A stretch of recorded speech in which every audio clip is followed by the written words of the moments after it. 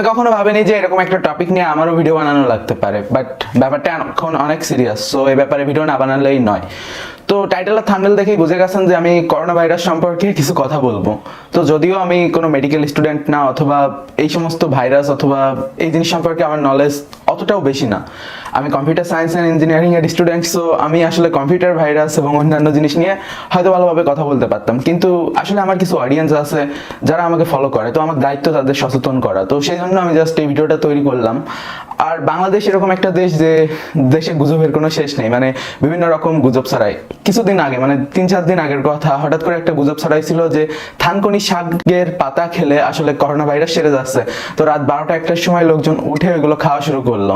But মানে এরকম বিভিন্ন ধরনের গুজব এরকম আসতে যেতে থাকতেছে। তো প্রথমত যে জিনিসটা থেকে আমাদের বাঁচতে হবে সেটা হলো করোনা ভাইরাস, এটা আমরা সকলে জানি। কিন্তু এই করোনা ভাইরাস থেকে বাঁচতে গেলে আসলে আমাদের করণীয়টা কি? করোনা থেকে বাঁচতে করণীয় যে জিনিসগুলো সেটা হলো, প্রথমত কোনো প্রকার গুজবে কান দিবেন না।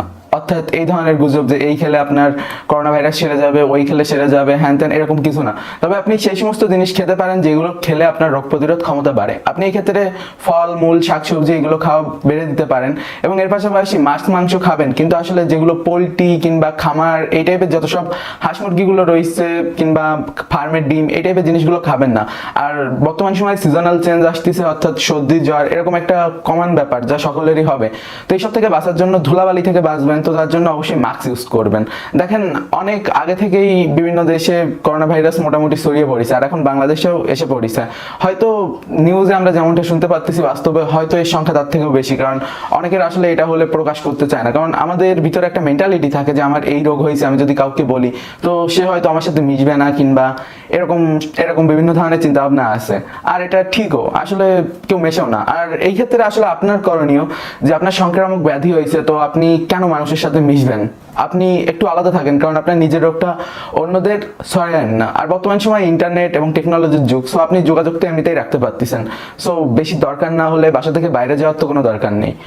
আর যদি বাইরেও যান তো মাস্ক অবশ্যই পরবেন। আর বর্তমান সময় স্কুল কলেজ সহ সকল ইউনিভার্সিটি বন্ধ হয়ে গেছে, তো এই ক্ষেত্রে আপনার করণীয় আপনি বাসায় থেকে কিছু শেখেন, ফালতু টাইম নষ্ট করেন না। আপনি বাসায় বসে রয়েছেন তো রয়েছেন। আবার অনেকেই দেখলাম যে কক্সবাজার, সেন্ট মার্টিন সহ বিভিন্ন জায়গায় লম্বা লম্বা ট্যুর দিচ্ছে, আর বিভিন্ন লোকে বিভিন্ন ধরনের পোস্ট করতেছে যে আসলে করোনা ভাইরাস বড় লোকদের হয়, গরিবদের হয় না। যেমন ইটালিতে, if I am not wrong, তো একজন বড় প্লেয়ার রয়েছে যার নাম আমি বলবো না, তিনিও নাকি করোনাতে আক্রান্ত হয়েছেন। তো এই ধরনের বিভিন্ন সংবাদ শোনা যায়। হতে পারে এটা সঠিক কিংবা এটা ভুল, তবে সবাই যখন বলতেছে হতে পারে এটা সত্যি, কারণ বিভিন্ন পরিচিত গণমাধ্যম থেকে এরকম প্রকাশ হয়েছে। তো এরকম বিভিন্ন ধরনের জিনিস থেকে লোকজন আসলে এটাকে তাচ্ছিল্য করতেছে। অনেকে এরকম রয়েছে যারা এটাকে বেশি সিরিয়াসলি নিচ্ছে না, ভাবতেছে যে আমাদের হবে না, হ্যান ত্যান, আমাদের রোগ প্রতিরোধ ক্ষমতা বেশি, এরকম এরকম অনেক কিছু।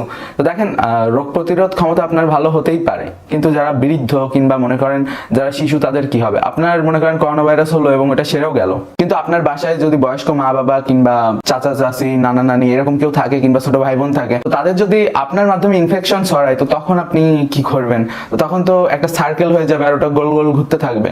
তো এখন কথা, আপনি যদি সংক্রমণ মনে করেন তো ভয় পাওয়ার কিছু নেই। আসলে এটা কিছু নির্দিষ্ট নিয়ম মেনে চললে ঠিক হয়ে যায়। আসলে বেশ কিছু চিকিৎসা পদ্ধতি রয়েছে যেগুলো আপনি আপনার পরিচিত ডাক্তার কিংবা জ্ঞানী ডাক্তারের সাথে যোগাযোগ করতে পারেন।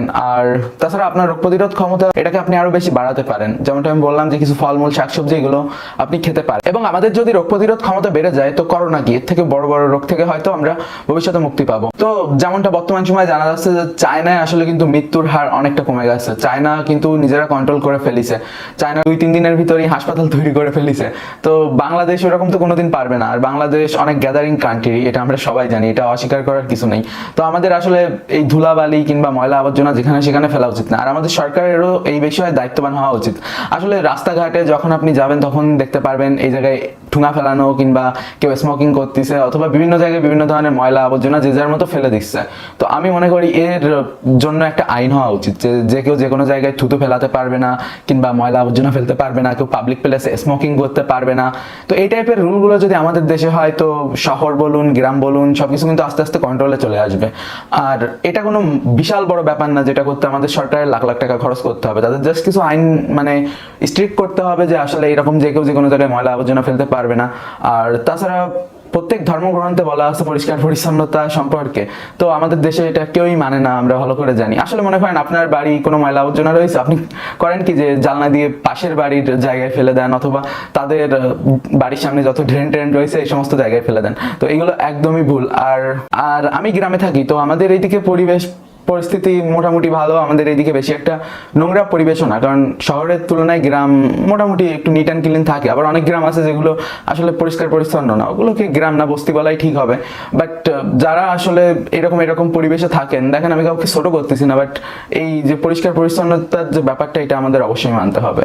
আপনি বাইরে যান, মাস্ক পরে যান, যতদিন পর্যন্ত না এটা থেকে ঠিকঠাক কোনো তথ্য আসতেছে। আর এর পাশাপাশি আপনি সাবান দিয়ে হাত ধোন, আর সাবানের থেকে বেশি বেটার হবে আপনি হ্যান্ড ওয়াশ ইউজ করেন, ডেটল অথবা লাইফ বয়, এই টাইপের কিছু কোম্পানির ভালো ভালো কিছু হ্যান্ড ওয়াশ এবং এর পাশাপাশি সাবান রয়েছে। তো স্নান করার সময় অথবা আপনি যখন বাইরে থেকে বাসায় আসবেন, অথবা ভাত টাত খাবেন, কিংবা কোনো কিছু খাবেন, কিংবা আপনি যাই করেন, অথবা আপনি কম্পিউটার চালাচ্ছেন, তো কম্পিউটারের কিবোর্ড মাউসেও কিন্তু প্রচুর পরিমাণ জীবাণু থাকে। এমনকি আপনি বাইরে গেছেন, বাইরে থেকে আসার পর আপনার মোবাইল ফোনটাকেও কিন্তু পরিষ্কার করা জরুরি। সেজন্য আপনি একটা টাওয়েল রাখতে পারেন, ওটা দিয়ে আসলে মোবাইল কম্পিউটার এগুলোকেও কিন্তু পরিষ্কার রাখবেন। যে শুধুমাত্র আমরা হাত মুখ ধুলাম বেঁচে গেলাম করোনা থেকে, এরকম কিন্তু না। সো আমাদের প্রত্যেকটা জিনিস মানে আমাদের সর্বোচ্চ চেষ্টা করতে হবে এই ভাইরাস থেকে বাঁচার জন্য। আর ঠিক যেমনটা আমরা কোনো কম্পিউটার ভাইরাস থেকে বাঁচার জন্য ওই ভাইরাসটা সম্পর্কে নলেজ নিতে হয়, এবং কোন কোন জায়গায় গেলে কি কি হতে পারে, কোন কোন লিঙ্কে ক্লিক করলে আমাদের কম্পিউটারে ভাইরাস চলে আসতে পারে। আর ঠিক যেমনটা কম্পিউটার ভাইরাস, যেমন আপনি যদি কোনো ভুল না করেন তাহলে কিন্তু আপনার কম্পিউটারে আসবে না। কম্পিউটারে যদি কোনো ভাইরাস আসে, হতে পারে সেটা অপারেটিং সিস্টেমের ত্রুটি কিংবা আপনার ত্রুটি, এটা এমনি এমনি আসে না। তো ঠিক ওই রকম হয়তো করোনা ভাইরাস আপনার হতে পারে যদি আপনার রোগ প্রতিরোধ ক্ষমতা কমে যায়, অথবা আপনি কারো দ্বারা সংক্রমিত হয়ে পড়েন। তো এরকম লোকজনের সাথে মিশেন না। আর আপনার বন্ধু বান্ধব যদি কারো জ্বর কাশি হয়, এমনকি আপনার গার্লফ্রেন্ডের যদি জ্বর সর্দি হয়, তো তার সাথে ওই ডেটিং করা অফ দেন, এটা আপনার জন্য ভালো হবে। তার যখন সেরে যাবে তখন আপনি দেখা করেন, তবে কাউকে অবহেলা করেন না, বাট অতটাও গলায় লাগানোর দরকার নেই। তো গাইজ, এই ছিল আমার ওপিনিয়ন। আর আশা করি আমাদের ভিতর অনেক বিজ্ঞ লোক রয়েছে যারা এই সম্পর্কে আরো বেশি জানে, তো তাদের থেকে নলেজ নেন। আর আমি যেটুকু জানতাম, যেটুকু আমার বলার ছিল আমি বলেছি। আর কিছু যদি কম থেকে থাকে আপনারা কমেন্টে জানান। আর আসলে সুস্থ থাকবেন, সুন্দর থাকবেন, আর পরিষ্কার পরিচ্ছন্ন থাকুন। Have a nice day, good bye.